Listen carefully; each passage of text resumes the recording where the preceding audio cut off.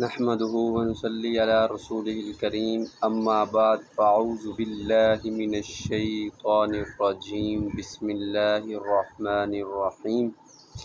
استنجے کا بیان۔ استنجا کسے کہتے ہیں؟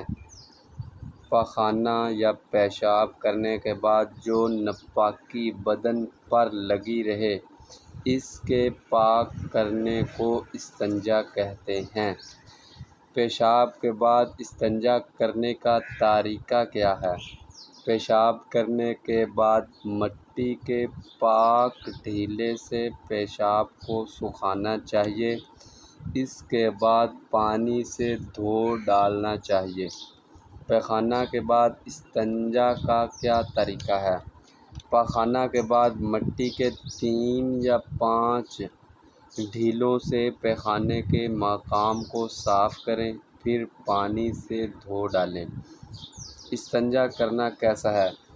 اگر پاخانہ یا پیشاب اپنے مقام سے بڑھ کر ادھر ادھر نہ لگا ہو تو استنجا کرنا مستحب ہے، اور اگر نجاست ادھر ادھر لگ گئی ہو مگر 1 درہم کے برابر یا اس سے کم لگی ہو تو استنجا کرنا سنت ہے، اور اگر 1 درہم سے زیادہ لگی ہو تو استنجا کرنا فرض ہے۔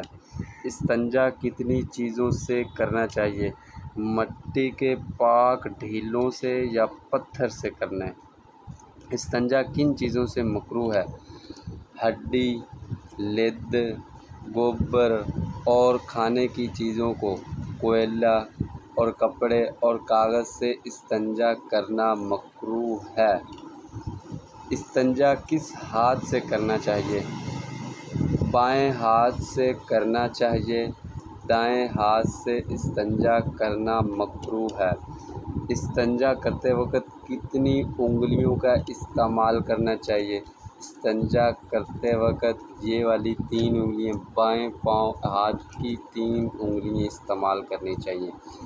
اگر آپ کو ہماری ویڈیو میں کوئی چیز سمجھ نہیں آئی تو آپ لوگ ہمیں کمنٹس میں پوچھ سکتے ہیں۔